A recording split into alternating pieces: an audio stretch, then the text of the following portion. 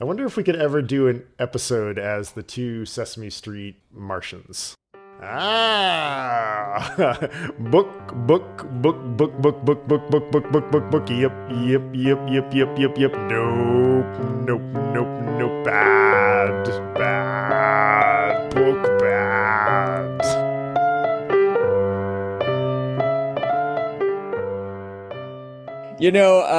I played on a fall league co-ed ultimate frisbee team in Chicago for a few years called Mayhem, and it was based on Dr. Teeth and the Electric Mayhem Band. Shout out to my Mayhem folks. It was a really fun group of people, and I think that I got my jersey, and I think I actually put the name of apparently the Yip Yip aliens both have names, and I think I used I really wanted to be Menomina, but there was already a Menomina. There was already a Menomina. Yeah, and so the Yip Yip aliens have names. I think the I think there is a Yip Yip aliens name. Yip Yip alien names. Bob and Joe. Yeah, maybe I went by Bob or maybe Joe. Yeah, I don't know. I'm trying to remember. Maybe I never got a name on the back of the thing, but maybe I don't remember getting a name on my jersey, but I definitely remember a discourse about it. It may have even been that there was already a Bob and Joe, and then I was like, well, I'm stumped, because obviously the Waldorf and Statler would be the number one choice, and those were taken. Yep. There was a Dr. T. Wow. Yeah, because I was a newcomer to the team. Okay, yeah, I was gonna say, I was like, were you like way down on the Muppet? No, depth they'd chart? been doing the team for like 5 or 6 years when I showed up. So like everybody was already established. Yeah, you had to go you had to go deep into the Muppet depth chart to get. You would have ended up as fish and rough guy. Yeah, I don't know who those are. Oh, it's one guy. Oh. He's sort of a crazed, odd Muppet. He has a big Elizabethan ruff, and he mostly carries fish around, and he throws them at people. Oh, yeah, I definitely remember the fish getting thrown. Yeah. Apparently, the first thing the Martians say in their first skit is, "Not Mars. Nope. And then this article says they're likely referred to as Martians because the first line they said was "Not Mars." Which is just, I mean, well, basically wonderful. They're saying like we're not here, we're not at home anymore, Oh, not Mars, not okay. Mars, not because don't they crash and they get out and then they examine various things? Yeah. Yeah, there's like a theremin doing the sound. And then let's see, Fish and Rough Muppet. Who is this guy? I do sort of enjoy Sam the Eagle. Okay, that Muppet, Sam the Eagle is wonderful. Have you seen the Muppets Christmas special? Not the Muppet Christmas Carol. Not a Muppets Christmas Carol. No, I don't. I've never seen the Muppets Christmas special. Muppets Christmas special is a tour de force. So the Sesame Street crew, the Muppets crew heads to Fozzie's aunts for Christmas. And lo and behold, the Muppets also, Sesame Street just gets the memo that they've been invited. That's fun. Though Fozzie's aunt has not been alerted to that fact. And she is also not alerted to the fact that the basement gives on to Fraggle. And so Fraggle Rock shows up as well. And there's this one amazing moment when Bert and Ernie are doing The Night Before Christmas.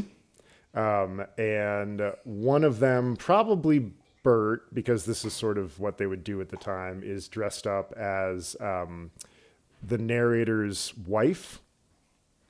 And at one point, Sam the Eagle sticks his head out from behind backstage because, of course, they have also erected a small stage in Fozzie's aunt's living room. Right. And he pokes his head out from backstage and goes, "You are all weirdos." Sam the Eagle is like a bucket of cold water at all times. Yeah. He's vaguely Reagan. Yeah. He's also sort of like, I feel like he's their Eeyore. But I didn't realize he was Reagan-esque. I see, being an eagle. That would make. And casting, and saying, like the two boys, one of whom is dressing up as a girl and has like sort of an unspoken something partnership roommate thing, and of course the Reagan-esque character would call that weird. Yeah. There you go. Well, and Bert and Ernie did come out eventually too, but I don't know if that had happened at that point or not. No, I've never seen that one. I do remember the Bears scene. There is a scene in The Muppets Take Manhattan where Fozzie leaves the gang and goes and hangs out with his family, and it's just a bunch of hibernating bears, and he's bored. So then I think he goes to Manhattan to join the Muppets there. I bet there's a lot. Fozzie's like bored thing is a lot of this action. He's sort of like holds something, and he's kind of like, does anybody want to do anything? Did you hear the one about the sleeping bear? And then they're just like snoring dark cave sounds. Don't like that one, huh? Yeah, exactly. The best visual gag of the Muppets Christmas special is that very early on, Fozzie's aunt warns everybody about an icy patch that is in the doorway. And the entire cast of Sesame Street wipes out as they enter. And it's very funny because nothing is funnier than a Muppet falling down. Yeah. Because they're sort of like arms. Akimbo. And then they just like disappear down below the frame. Who from Sesame Street shows up? You get I assume Big Bird and... Oh, yeah. Do you get Snuffleupagus? Do you get any of the live action humans too?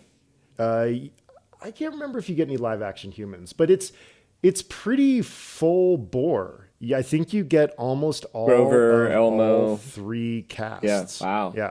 That's a lot. It's a lot. It's quite a production. Must have been incredible to like, the stage and the puppeteering and all of that must have been amazing. I've never seen the Jim Henson documentary.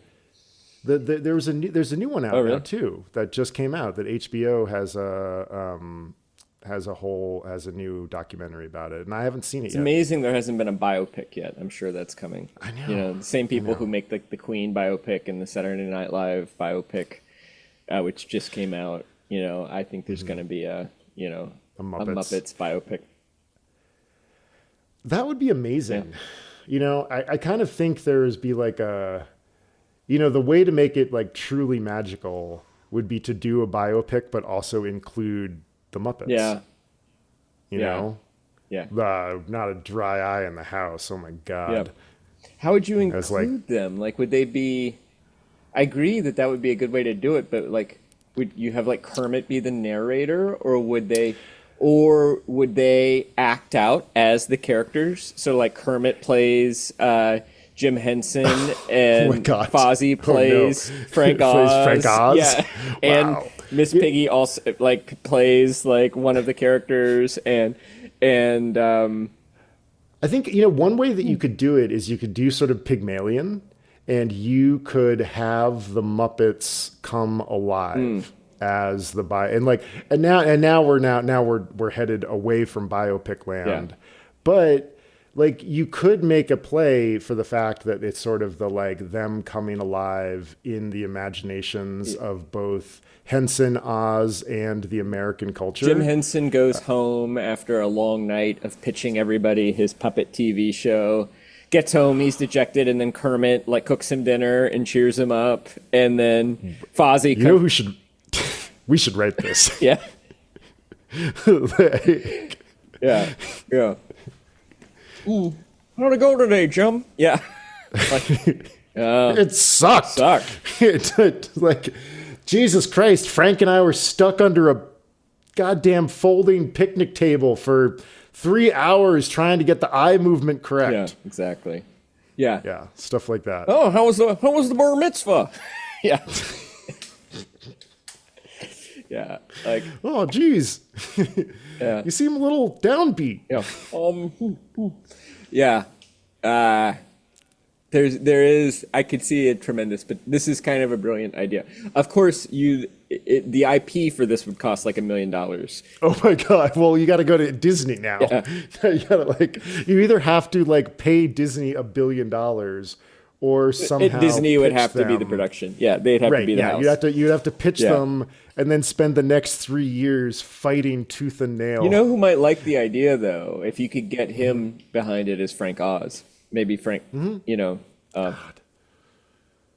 Well, this is a cool idea. It'd be fun to just, I mean, it would just be fun to just write it. Yeah. It'd You be could, fun you know, to- what you could also do is a fictionalized version. You write a screenplay that's based on a young puppeteer in the late 1960s and his creations. yeah. You know, it's Yeah. sort of a fictionalized version of the story. Well, speaking of deeply sad, nostalgic stage plays that were intended to be comedies, let's talk about The Cherry Orchard. Cherry Orchard, I'm just imagining like which Muppets would play whom in the Cherry Orchard. Fozzie is for Furs. sure either Or Gaev. Fears or Gaev. Yeah, I actually think Gaev. I was going to say Yepi Kodov, but no, Yepi Kodov is Gonzo. Yeah, I think that's right. Yeah. For sure. Miss Piggy is Luboff. The young scholar is Kermit, I think, or Lopakin. Yeah, Maybe Kermit could be Lopakin, actually. Let's see. I like Kermit as Trofimov. Who would be Lopakin? You know, you need sort of the the Swedish chef. Well, the Swedish chef is Lopakin. This actually foreshadows our conversation because I think I have a non-traditional view of Lopakin and this story, Marvelous. and to me, Yeah. he's very much the hero of the book. Yes, correct. I think you're right. I totally agree with you. Well, everybody is flawed, and nobody is a monster. But he's the character who I find the most sympathetic. He's the only one I find likable, to be honest. But maybe we should go into recap first before we do. Yes, let's do it. I put in my little joke notes about Chekhov structure, but it's funny. Your notes about the plot and the recap sort of mirror my joke notes. It is a minimalistic plot. It is mini plot. The plot could be like they arrive, not much happens, the auction, they leave. You know. Yeah. Arrive, nothing happens, everything happens, departure. Yeah. That is the standard arc of every famous Chekhov play. Yeah. Okay. I see. You added this. So, well, let's do the character. I think we should do the characters first.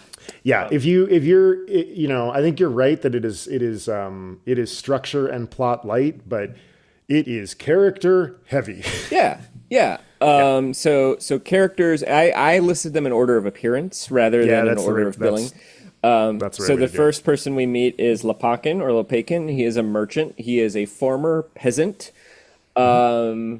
And he is there to greet the noble family he knows is returning from Paris. And he's very fond of them because Lyubov, who we'll hear about in a moment, once did him a kindness when he was a young peasant. And so he has quite regard for this family, maybe arguably more regard than they deserve. And I place him as like late 30s, maybe early 40s, something like that. And he is speaking with Dunyasha. The maid, but Dunyasha is sort of Lubov has been away from the estate for some time, and the estate is not in great shape. And so the servants don't actually have a lot to do. Yeah. And Dunyasha is sort of a pretty young girl, and she's a little uppity because she doesn't have to work much. And so Lopakin kind of lectures her about the fact that she should know her place. And we meet thereafter, pretty quickly, after Dunyasha, Yepi Kodov, who is a local clerk, who talks a lot. He is a tale told by an idiot, full of sound and fury, signifying nothing. Well, and he also alludes to Shakespeare a lot, including at one point basically saying, should I kill myself or not? That's the question I ask every day. It's amazing. Yeah. But yeah, we meet Yepi Kodov, and I'll kick it back to you for the next couple. So we have Furs, who is an old servant, and he has accompanied the noble family. Has he or not? No, he's also he's been still sticking there. around, and so he hasn't seen them for a while. He's very fond of the noble family. and he is nostalgic for the old days of serfdom, when serfs were slaves and rich people still had their money and everybody knew their place. He is also a fool. And he is a nostalgic fool, and Yepi Kodov is a sort of absurd, eclectic fool. So Charlotta is the governess. She is German. I think she is eccentric, and in my sort of like trying to kind of understand the world, it's like this estate is in like Georgia, or maybe it's like this estate is in like rural Illinois. And then she's from like Atlanta because she's German. And then they were all hanging out in New York, which is Paris. So because she's eccentric, and maybe the eccentricity has something to do with her being German, she's actually kind of talented. She doesn't amount to much, but then again, almost nobody in this story does. Yeah. We also meet Varya, who is the adopted daughter, and older than Anya, the younger daughter. And she plays the role basically of housekeeper. Her mother, Lubov, has been gone for 5 years, and Varya is the one who kind of really keeps the place organized. She keeps the books, she looks after the servants, she has all the keys. And she is sort of set against Semenyov Pishik, who is a neighboring landowner who is also broke, who is also always grubbing for money, and is just kind of generally a pest around the estate. Anya is the youngest daughter. I sense that she is a great beauty, even though she's not really described that way in the notes. She has been with her mother, Lyubov, in Paris. And then there's Lubyov. She is the matriarch. I place her at about 50, although I gather she is sort of a handsome 50. She still attracts men. She is a romantic. She is nostalgic. She has a emotional relationship to her country estate, the cherry orchard. And she's a complex character. Yeah. She's dealt with a lot of loss, some self-inflicted through her choices of partners, and then some just straight up tragic. Her son Grisha has drowned about 5 or 6 years before the start of the play, which is the precipitating event that sort of gets her out of the estate and off on kind of a Skid Row journey of ne'er-do-well suitors and husbands who generally leech her of money and then get sick. And when Anya kind of tracks her down in Paris, it's a pretty bleak situation that Anya paints. It's tawdry for a noble woman to have sort of fallen this low. And she is represented as being broke, although it's unclear just how broke she is, because she does still seem to be like paying for everything that everybody is doing. So she's rich person broke, and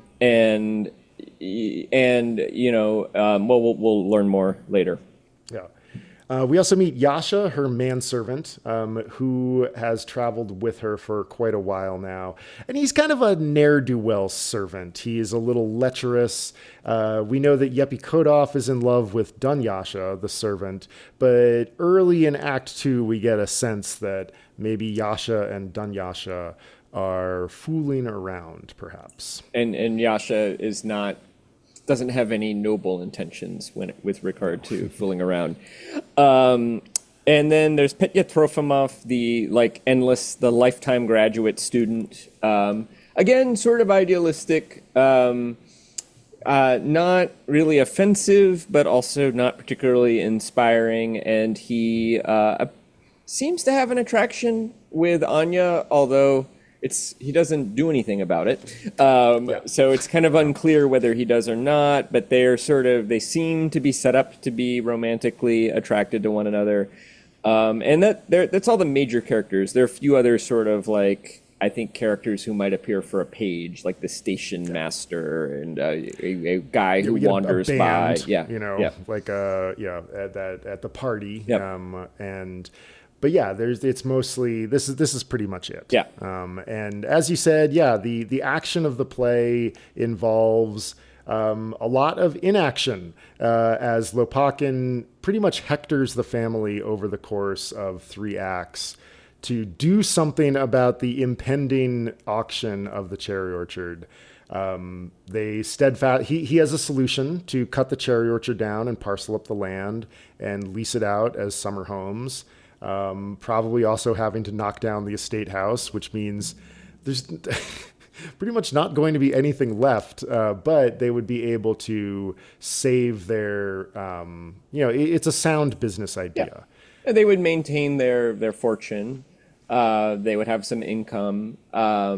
It's also possible that they could workshop Lopakin's plan. Maybe they could cut down half of the cherry orchard and have half the income. I mean, he is sort of like, work with me, people. Come on, like let's talk. Like, I can get you a loan. He's trying to help these people who are of a different social class than him, basically escape poverty, and they kind of ignore him. And Lyubov is not exactly like unkind to him, but sort of ignores him. It reminds me of sort of like you're talking to somebody and they appear to be listening, and then their eyes light up because they got a text from the person they have a crush on, and then you realize they weren't listening to you the entire time. And Gaev, the brother, we didn't mention Gaev. Gaev is Lyubyev's brother, and he is just a rich, foppish buffoon, in my opinion. Maybe he's supposed to be sort of charmingly tragic in his nostalgia, but he is straight up mean to Lopakin. And that's Act 1 is they arrive. Lopakin first sets out the stakes. The cherry orchard is going to be sold, offers the rope ladder. You can sell it. Yeah. They sort of ignore him. They get interrupted. Act 2 happens outside. Has some more near the orchard. We move into the actual physical location. And I think Act 2 is summer, whereas Act 1 is spring. Like that. Yeah, it's late May when it opens, and then Act 2 is 3 weeks later. So we're like just on top of the auction by the end of Act 2. And then Act 3 is the sort of reception, and then the auction itself. And at the end of Act 3, we learned that Lopakin has gone ahead and purchased the estate, which is a big deal for him. He was born into abject poverty. His father was a serf, essentially enslaved on that very estate. He has gritted and grinded and figured out a way to make enough money to buy the estate that his family was bound to. He tried to keep the rich people there. They spurned him, so he just bought it. And then the fourth act, all the rich people go back to Paris, and Lopakin starts cutting down the cherry trees. Yep. Yeah. It's and they leave furs behind.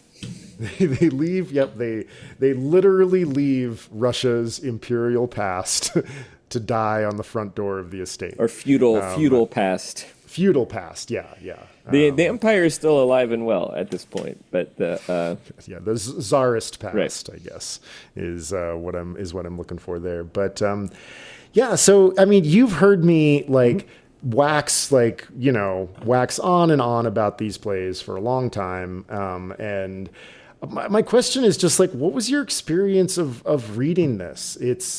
What was that like? Well, as I texted to you, I took it to the beach one Saturday afternoon and read the first 3 acts in about 2 hours on the beach, and then wanted to get out of the sun, so came home and read the last act that night.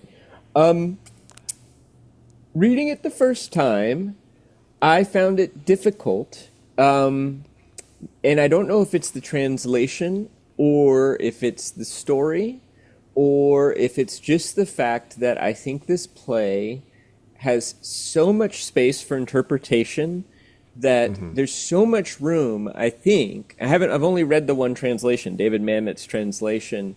There is so much room for how the actors and directors can interpret the mood of the play and even kind of the tone.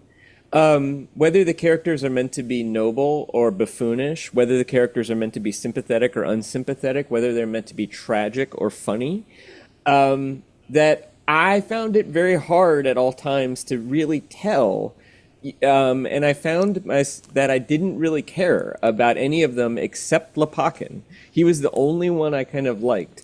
There were certain moments in the play the first time and I've now read it like 1 3/4 times. Like I got all the way through it, and then I started reading it again and kind of skipped around. But I didn't quite read the whole thing a second time.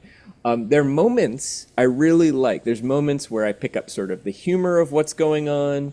David Mamet has made a lot of decisions about having the characters interrupt each other, which I'm not sure was in the Chekhov, but certainly there's often intended comic effect where two characters are talking about something and then a third one interjects and the third one loses the train of thought and starts talking to the second one, but then answers the first one again on that thread. And I liked those moments a lot.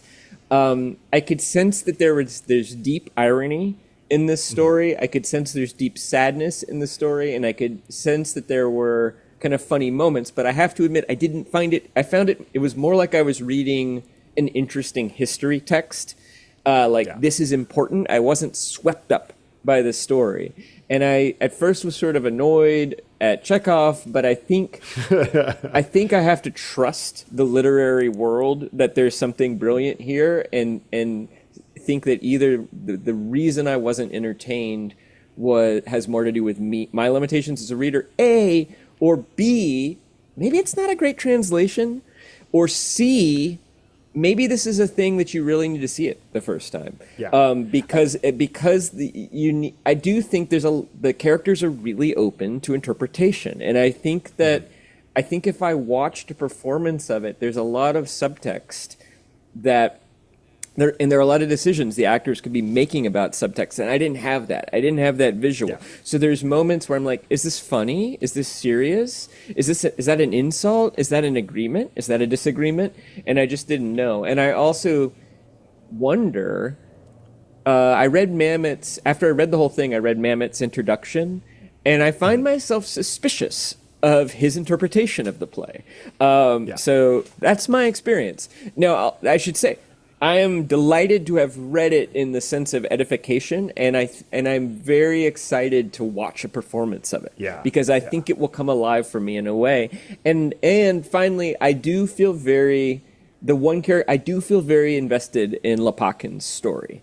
And a little bit of research I've done suggested that contemporary audiences who would have been kind of like Russian nobles saw him as kind of a villain.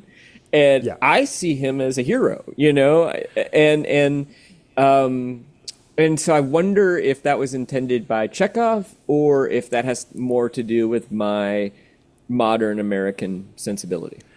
No, I think you're right. I mean, like, Lepakin is a member of the bourgeoisie, which Chekhov was as well. Right. And, like, Chekhov is literally dying as he is writing The Cherry Orchard. It's the last play. He dies 6 months after its premiere. He has tuberculosis as he's writing it. And you get the deep ambivalence about the social classes of Russia in Chekhov's sort of setting of Lepakin against this like sort of fading aristocracy. Contemporary audiences would have seen him as like the heel, but like plenty of other people in the audience would have seen him as the champion. Well, and he is insensitive at moments. I mean, I love the scene where he's doing his victory dance about purchase, and I it's not that he's cruel. He doesn't want Lobov to suffer and Gaev to suffer. Well, maybe Gaev a little bit, but he deserves it. But he just can't help it. He's so happy, and I can't help but be really happy for him. And I do think there are interesting questions because you're right. He's bourgeoisie. He's not proletariat. And is he really just building a new aristocracy for himself by becoming a kind of landlord? Or is he building cottages for the new middle class to live in and to enjoy? Is he putting essentially what has become an economic waste of the land, a cherry orchard, apparently nobody buys the cherries anymore. Now, I don't know why they don't buy cherries. Maybe there's a glut of cherries. Maybe cherries don't travel very well. The trees have stopped bearing. Oh, like yeah. that's they in the first act there's like sort of an aside that like now every 3 or 4 seasons they bear a crop. Yeah, but that's what happens when fruit trees age. Yeah. Is they become Fears is like, well, it used to be this like amazing cherries. The serfs did this thing with them, and they were sweet and piquant and preserved. And somebody's like, how did they do it? Nobody knows now. Yeah. Well, and I mean, like, that is an economically useless piece of land in a country that has economic problems. And so for Lopakin to try to turn that into something valuable, to me, seems smart, but it's complicated, and I think the economics are only alluded at. Chekhov is more interested in the social drama, so you don't fully understand what's going on. But I don't know. I mean, and I'm curious, how did you first encounter this on the page, or did you first encounter it on stage?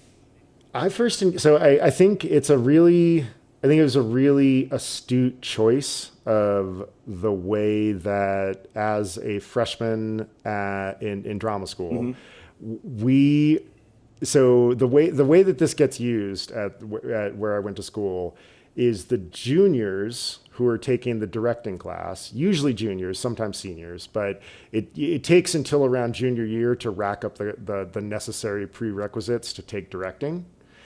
And when you're in the directing class, your assignment is to direct one of the scenes of the play. And as your cast, you get the freshmen. Oh, that's fun. You get the freshmen who have just showed up. Fun.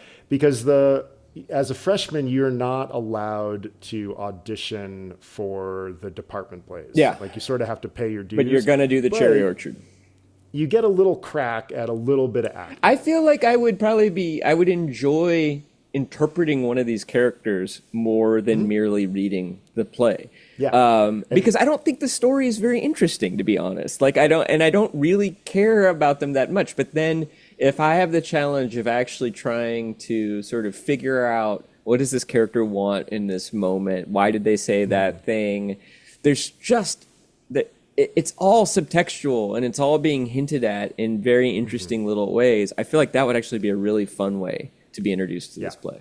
And I was Lopakin in my little scene. I got to be Lopakin. And I remember just being like, what are these lines about frost? Like, what, like, who cares that there's 3 degrees of frost? What what is, and I just remember being perplexed. That made sense to me because it's a late frost, and people always comment about aberrant weather events too. So that I got that. I was like, oh yeah, that's what you do when you're sitting around waiting for the rich people to show up. You're like, weird weather we're having. And I just remember being like, I don't really get it. And sort of similar to what you're talking about like, what is this?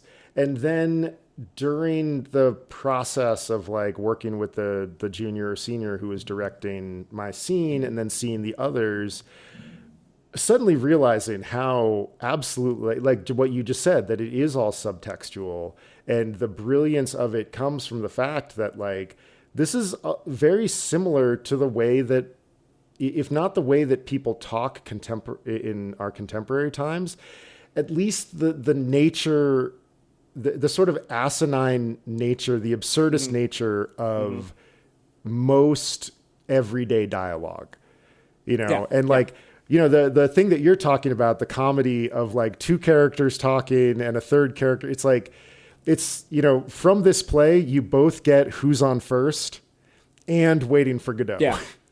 Like, those are the direct descendants of Anton Chekhov. I have a show and tell. I want to play it for you now because I found what I consider to be another direct descendant as I was reading this. So this was when I read this play and I got through it the second time. I was like, this is very familiar to me. Where have I heard this before? And this is what I came up with. This was Yeah, man, it really tied the room together. So this was a valued, What tied the room together, dude? My rug. Were you listening to the dude's story, Donnie? Walter. Were you listening to the dude's story? I was bowling. So you have no frame of reference here, Donnie. You're like a child who wanders in the middle of a movie and wants to know... Walter, what's the point, man? There's no reason. Here's my point, dude. There's no fucking reason why these... Yeah, Walter, what's your point? Huh? Walter, what is the point? Look, we all know who is at fault here. What the fuck are you talking about? Huh? No, what the fuck are you... I'm not... We're talking about unchecked aggression here, What the fuck is he talking My about? rug. Forget it, Donnie. You're out of your element. Walter, the Chinaman who peed on my rug, I can't go give him a bill. So what the fuck are you talking about? What the fuck are you talking about? The Chinaman is not the issue here, dude. I'm talking about drawing a line in the sand, dude. Across this line, you do not. Also, dude, Chinaman is not the preferred nomenclature. Asian American, please. Walter, this isn't a guy who built the railroads here. This is a guy... What the fuck are you Walter, he peed on my rug. He peed on the dude's rug. Donnie, you're out of your element. Dude, the Chinaman is not the issue here. So who? Jeff Lebowski, the other Jeffrey Lebowski, the millionaire. That's fucking interesting, man. That's fucking interesting. Plus, he has the wealth, obviously, and the resources, so that there's no fucking reason why his wife should go out and owe money all of her time, and then they come and they pee on your fucking rug. Am I wrong? No. Am I wrong? Yeah, but... Okay, then. That rug really tied the room together, did it not? Fucking A. This guy peed on it. Donnie, please. You know, this is the fucking guy. I could find this fucking Lebowski guy. His name is Lebowski? That's your name, dude. This is the guy who should compensate me for the fucking rug. His wife goes out and owes money all over town and they pee on my rug? They pee on your fucking rug? They peed on my fucking rug. That's right, dude. They peed on your fucking rug. Oh my God. It's like the most amazing, convoluted game of dialogue football that's ever been written. And it's, I mean, the Cherry Orchard, at least David Mamet's writing with all the interjections and the interruptions and the ellipses, feels very similar. The only difference is that in this one, Walter, who's sort of the Lopakin-like figure trying to convince one of the characters to take some action, is actually successful.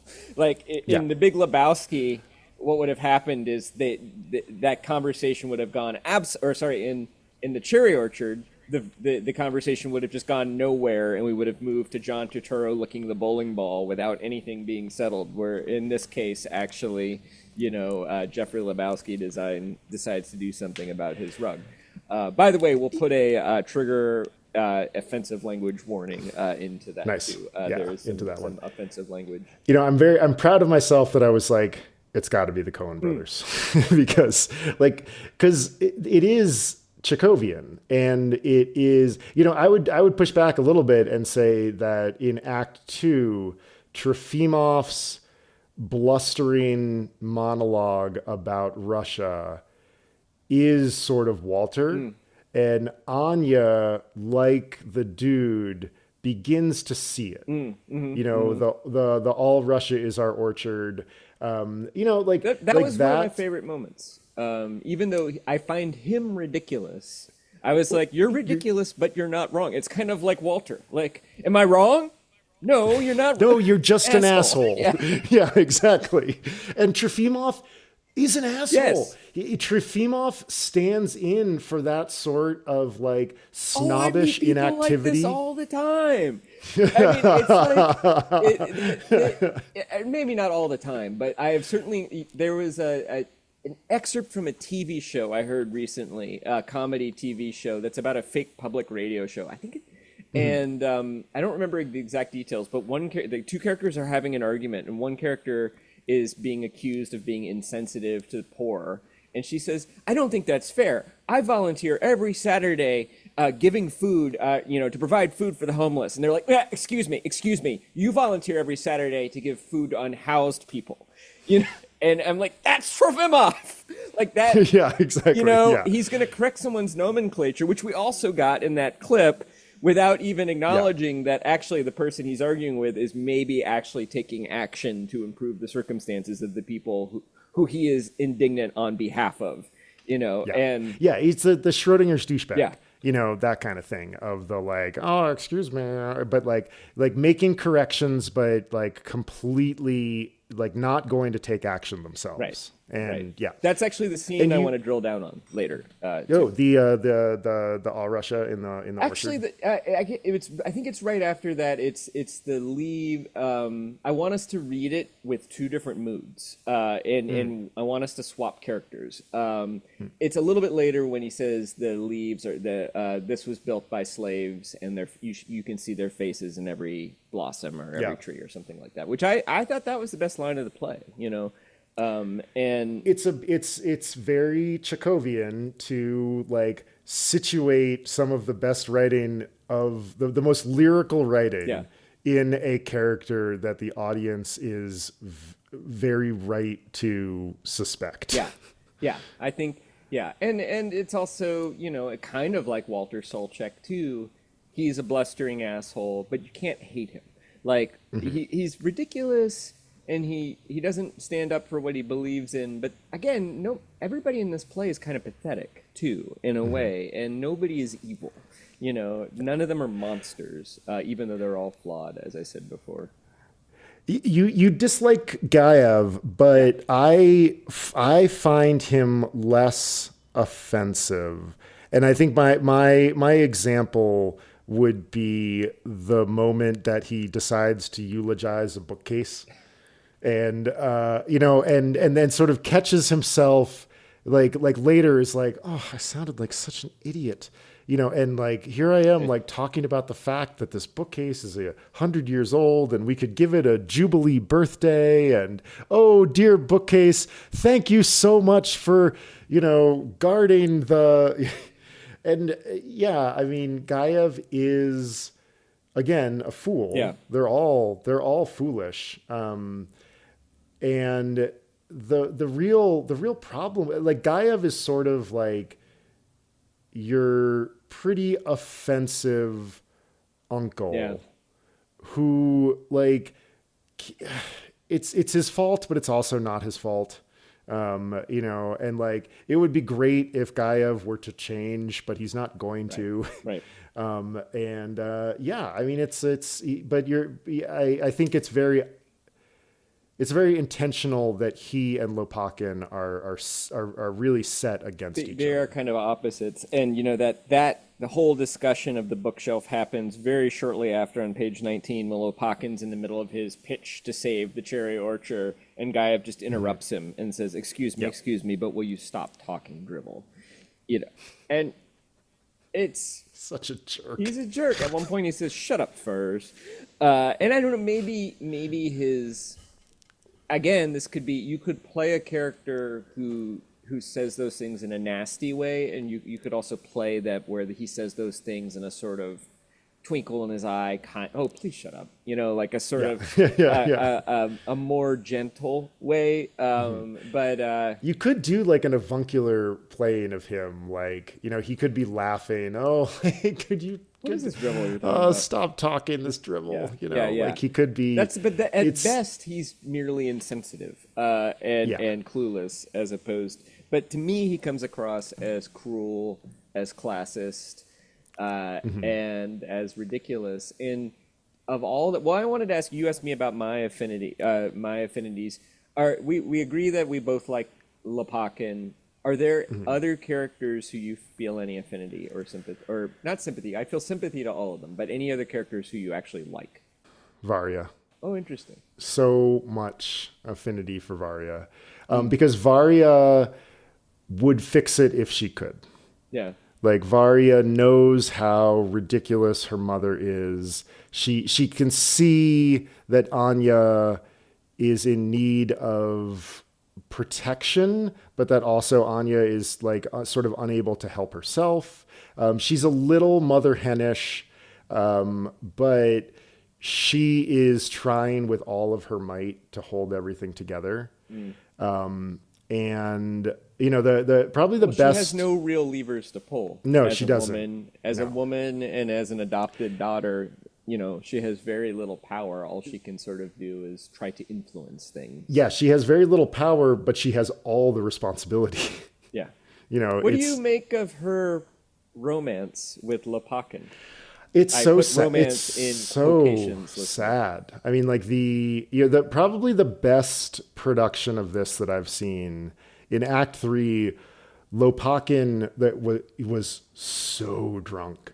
Like the actor playing him just did such an amazing job of like this sort of alternating like whirlwind of like glee and then also like asking for forgiveness and just like those, very maudlin peaks and valleys of emotion that that drunks express. Yep. And Varya's moment when she just pulls the keys off of her belt and throws them at his feet was just and like then just the theater just went silent. Yeah. And it was, and like you really the themes of the play are played out in that non-romance, and you get the sense that if Lopakin could just get his like emotional shit together, because there's that horrible moment when he says that he's going to ask her, he's basically going to get his nerve up to ask her out. And they have, some non-small talk, and he's like, I think that's my carriage. And he's gone. So one interpretation of that is romantic cowardice, which is a thing that happens, right? Mm-hmm. You have a crush on somebody, or you're attracted, and you just don't have the courage to say it. Sometimes for good reason, or I kind of got the sense that he actually doesn't have an attraction for her, and it's that all if he's made attracted, up. that they're all just kind of shipping the two of them. Maybe she likes him, although that also wasn't entirely clear to me, because like whenever Lyubov brings it up with Varya, she's like, yeah, sure. And I can't tell if it's yes. When there's a moment when Lyubov says to Lopakin, oh, you really should propose to Varya, and he says, yeah, I really should. And I can't tell if it's, yeah, I should, or if it's, yeah, I should. Yeah. And it could be either. It could be any of them. Right. And the one thing I think I agree with David Mamet is that all the clues to me suggest that if Lopakin's attracted to anybody, it's Lyubov. I know, and he's sort of in between them in age, is my sense, so he's probably older than Varya and probably younger than her, but she was this angelic figure who cleaned up his bloody nose after his father beat him up. It's terrible. And said, don't worry, little peasant, it'll be okay by the time you get married. That's the act of kindness she probably doesn't remember. It's funny because it's kind, but it's also patronizing and diminishing. It's not, I think knowing Chekhov as I do, that the fact that she says something a little annoying, even as she's doing something kind, is probably not an accident. It's it probably says something about, and the fact that also she and Gaev don't listen to him when he's giving the advice. They don't really respect him. And even though she's fine with him marrying her adopted daughter, he's not quite one of them. No, he's definitely not. And he one never of them. will be. Yeah, right. There's and no he's chance. Not, and when he's talking about mortgages and interest rates, and just like who is this peasant who's in here flashing his money around? Yeah, who's this wheeler dealer? Yeah, talking to us about our business, and that's the attitude. And I actually thought, I told you I was not super entertained, but I felt that very powerfully throughout. And maybe that's why I related to Lopakin more than anybody else in this book. Yeah, I mean, Varya and Lopakin, I as the sappy romantic that I am, I definitely, I like the reading that, for whatever reason, whether he likes her or not, that she is hoping. Yeah. And you get the sense that it probably wouldn't be a marriage of passion. It would be a marriage of convenience, and it would make sense. But it also would let them save the cherry orchard too, Yeah. right? You know, because essentially, if he buys it, then LaBeouf could live there, or at least visit whenever she wants. Yeah, she and could live in the mother-in-law cottage. She could live in the mother-in-law cottage, right? Exactly. And Gaev could live in the brother-in-law cottage. Play billiards all the time. And maybe play billiards. So you get the sense that his billiard days are long past. You know, that But it's he all remembers them well. It's all just for the glory. I'm trying to find the part where LaBeouf says you should propose, and he's like, yeah, I should. But what's your question about the guitar? I would like to get to the reading at some point. Yeah, so you know, there is a moment towards the end of the second act when they're all out in the orchard. Our paired reading, we're gonna have to do some inventiveness because I left my copy on the airplane. So maybe you can screenshot, maybe you can snap some pictures and send them to me or something I'll like start that. doing that right now. But in, you know, almost towards the end of the chapter, there is a stage direction that says, "They all sit deep in thought, silence. Only fear's quiet muttering can be heard. Suddenly there is a distant sound as if from the sky, the sound of a breaking string, dying away, sad." Oh yeah. And that shows up in different forms and different translations. Sometimes it's described as a guitar string or something like that. But they all always say something as if from the sky, as if there's like a gigantic string that snaps somewhere up in the sky. And you know, like what's it doing there? In the play, it's sort of given I don't know, you know, something snapped a few miles away, and you know, but what you since it feels important. Yeah. Okay, so I found that section. Gaev is having reading some poetry. "Nature, marvelous one, and thou, whom we call mother, thou shines all around within her." Varaya interrupts him. Trofimov says something, "Better 3 cushions off the white." I don't know what that means. It's another billiards. Yeah, he's making fun of Trofimov is making fun of Gaev. He's like, you know, like, oh, you know, better get back to your billiards talk. Stick to talking about billiards. Yeah. You know, stop reading poetry. Yeah, they're kind of always needling each other too. Gaev, yeah, all right, I am silent. I'm shutting up. All sit silently. Only Furs is heard muttering. Suddenly, a sound is heard as if from the sky. The sound of a snapped string dying away mournfully. What's that? Lepakin, wire snapped, a bucket falling in a mine. Far, Gaev, perhaps a bird of some kind, a heron. Trofimov, a horned owl.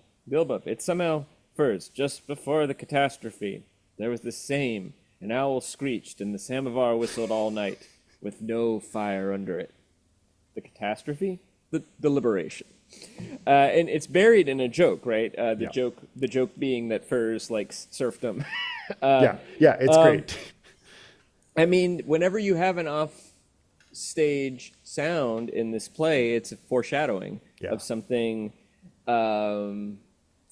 So I think it's foreshadowing like the broken chain with the past, the broken string. But why is it there, and what is it? And why did it? I mean, it feels sort of Big Lebowski-like to me, where it's sort of like another writer would have the characters all sort of react in dread and fall silent, and that would be the end of the chapter. And they're just sort of like, oh, the end of our aristocratic era is being foreshadowed around us. That was a pretty good billiard shot. Fears, you old rascal. You know, it's like there's sort of, I don't know. I don't know quite what to make of it other than they're oblivious to the harbingers of change. That are coming. Yeah. In the same way that they're oblivious to Lepakin when he's, you know, trying to give them some advice about what to do. You know, best guess. But what it makes me think about that. Well, I think that's a great answer. I've always been the thing that's always struck me as odd is it seems for like a writer that relies so much on subtext and like you're saying, like you could play this text in 100 different ways. And that's sort of the amazingness of it. It always struck me as this weirdly expressionistic moment. It's like if August Strindberg kind of wandered along and dropped a little moment into a Chekhov play, because it really feels like it could be all of these like symbolic or,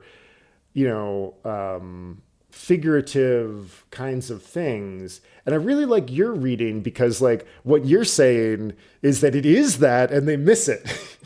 Well, and I mean, maybe it has a literal meaning in the world of the play as well. But it's also possible. Yeah, I mean, I like Lepakin, so he's like, oh yeah, a cable snapped. Yeah. That might very well be what it is. But yeah, he has a very practical answer. I think that everybody's reaction to it is as telling, I think, as whatever this phenomenon is supposed to be. Yeah, Lubov's.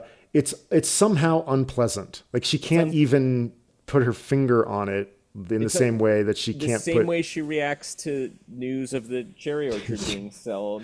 Gaev suggests it's a heron, which herons sound like rah.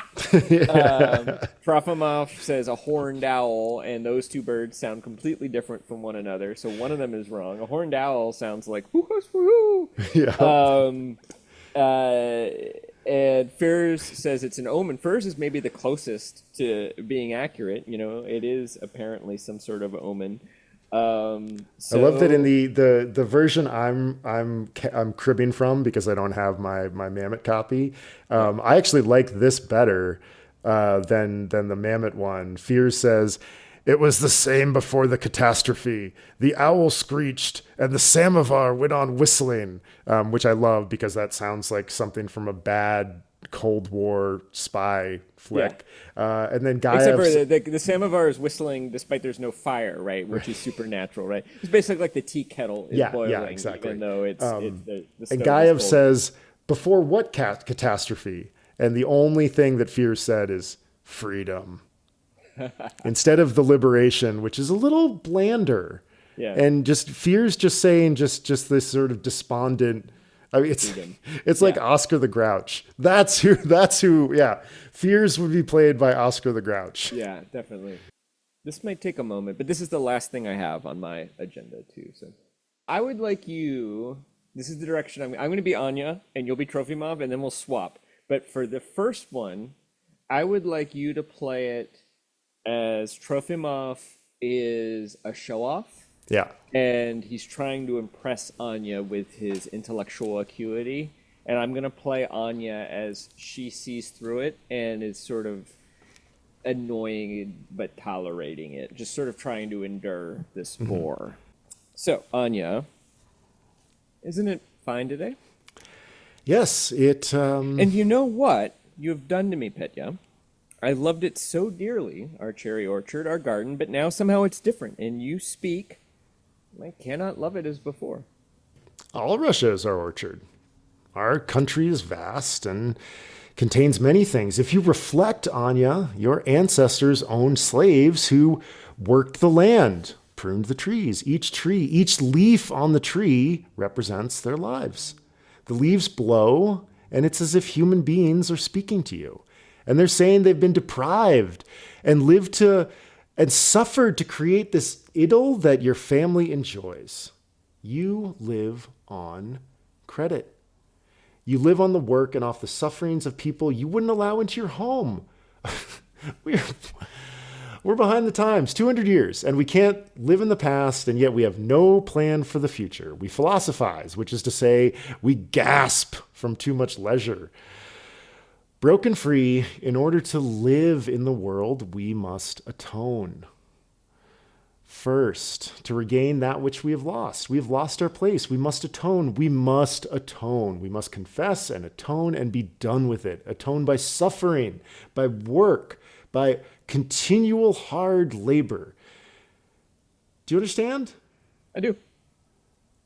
Show me you understand. My house is not my house. I'm leaving it. I swear it. Throw the keys down the well and walk away. How well you said that. Trust me, Anya. I'm not yet 30. I know I am young, and I'm still a student, but I've seen a lot. I've endured much. Hunger, summer and winter. I've been very sick, worried, wondering, everywhere. Day and night, I felt it. It's coming. It's throbbing in me. Happiness. I see it, Anya. Oh, look, the moon is rising. Yes, the moon is rising. And a better time is coming, a happier time, nearer and nearer. Perhaps we will live to see it. But if we do not, it doesn't matter. Others will after us. Anya, where are you? Oh, Faria, will you please? I know. Well, let's go to the river. Yes. Then let's go. Anya, Anya. It's like the other nuns calling for Maria. Exactly. Maria or Tony. I think you did better. I think your Trofimov was better than my Anya. But let's do role reversal. Okay. Now. I'm gonna try to do Trofimov as sincere and thoughtful and humble, and you're gonna try to do Anya as on Trofimov's wavelength. Yeah. And Okay. Yeah. Admiring, thoughtful, just sort of thinking aloud with him. Why don't we start it? Isn't it fine today? It's so fine today. Yeah. Yes, it is. And you know what you've done to me, Petya?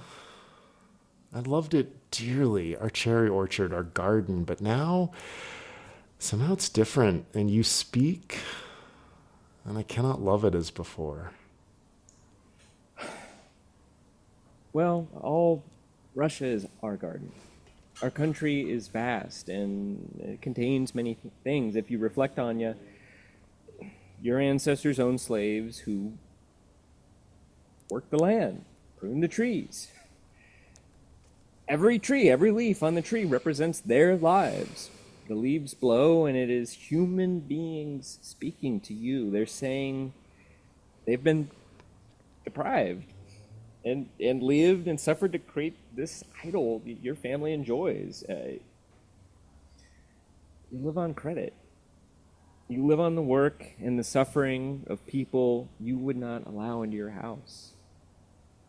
We are behind the times, 200 years, and cannot live in the past, and yet we have no plans for the future. We philosophize, which is to say we gasp from too much leisure. Broken free in order to live in the world, we must atone. First, to regain that which we have lost our place.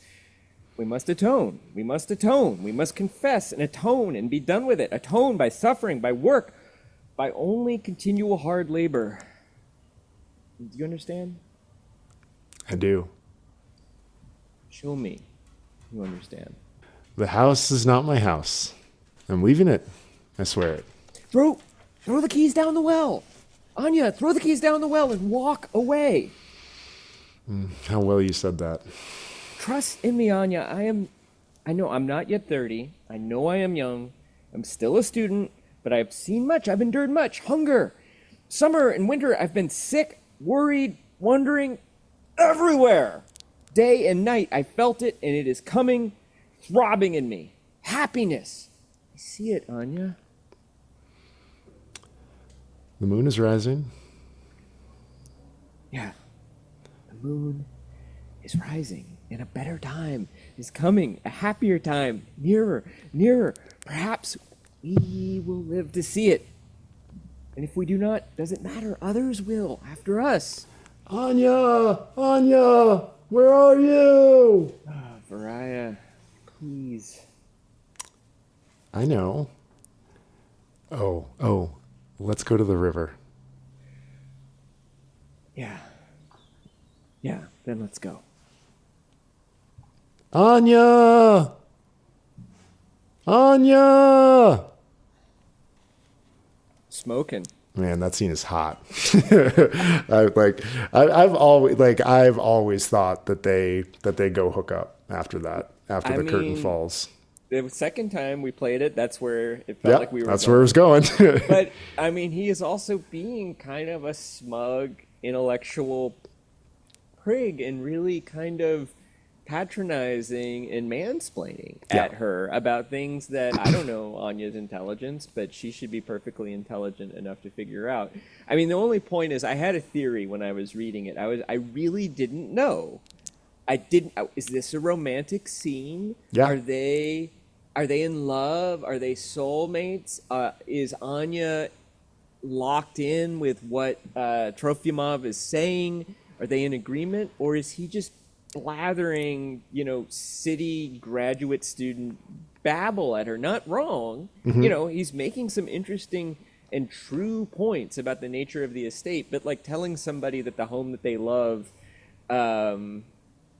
is just built by slaves is a risky thing to tell somebody. And can come across as arrogant. And I really don't know which it's supposed to be. And I wonder if Chekhov knew. That's one of my big questions. I mean, that was my question for you, is what is, and it's an unfair question about what's the intent, because I think that the reason I love these plays so much is I think that we haven't seen a literary black box as powerful as these plays since Shakespeare. Yeah. Where you can do anything with them, and it's amazing that you can have any number of productions of The Cherry Orchard or Vanya or The Seagull done in wildly different ways and all have incredible emotional power. Yeah. Well, yeah. And I think it's an interesting story either way. There is a version, I don't know if it's just a comedy of set pieces and missed connections and absurd situations, kind of like a 1914 estate sitcom. To me, that's the most boring thing. Yeah. And I imagine that's kind of where Chekhov started, at least from what I understand, and I could be wrong about this, is that he started sketching out some characters and some scenes, and he's like, I have a pretty good sitcom here. But I think you're right. I think what gives it its power is the ambiguity and the fact that scene could be two idealistic lovers hooking up, or it could be a braggart, blowhard, trying and failing to impress a clever girl who sees right through him. Yeah. It and could both be work on the page, I think. Yeah. It's probably the mark of any good piece of theatrical writing that you could play it 100 different ways and it's going to work 100 different ways. I mean, like you said, it's right at the beginning, it's going to be in the interpretation of this stuff that really, makes it sing or not, which is why I'm so fucking excited to watch Vanya on 42nd Street with you. Well, yeah, and I think this is more so than most plays that I'm used to. Mm-hmm. Even most contemporary plays. I mean, maybe some Mamet plays are like it, but to me, Mamet is all style and no substance, Mm-hmm.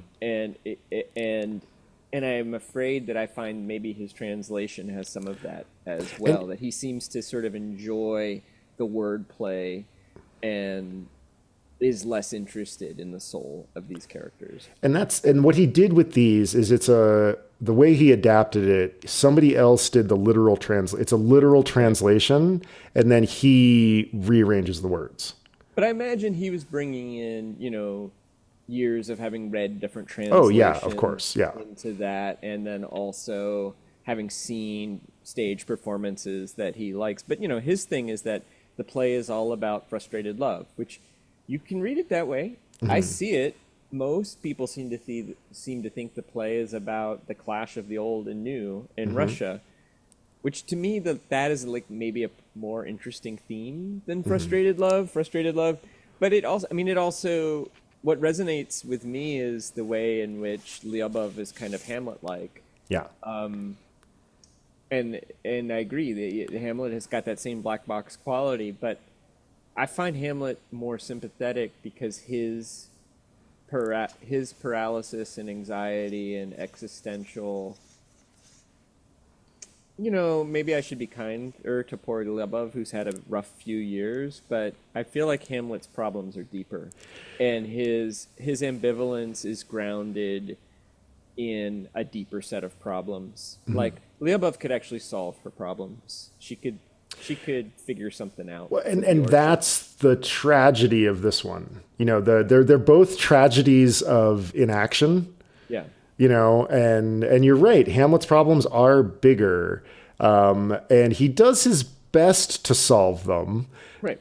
And he has no good options. Right. I feel like she has a few good options that she doesn't take. Hamlet's basically like, either let this grave injustice go or kill everybody. Yeah. And maybe there's some like, oh, he should have just gone to Fortinbras all along and reported his suspicions. Maybe that would have been smarter. Probably would have been smarter now that I think about it. Shakespeare!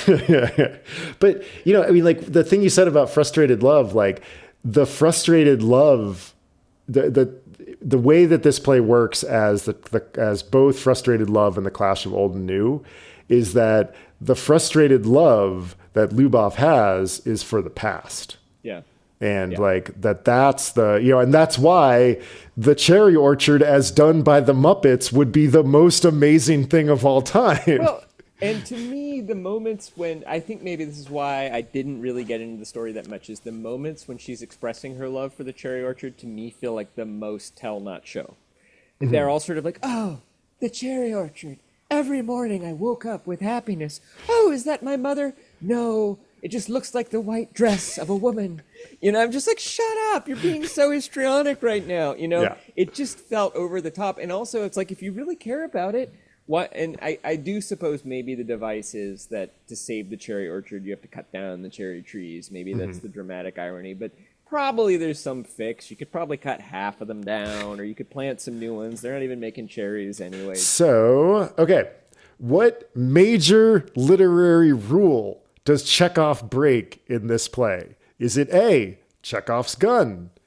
2, rule of 1 or 3, or 3, show, don't tell?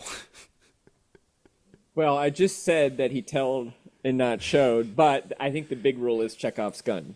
Because he's like, a gun is pulled out and it does not go off. It's almost like Chekhov is taunting us. I know, with Yeppy Kodov, which makes sense that he doesn't. But I'm just like, it's just such an amazing moment.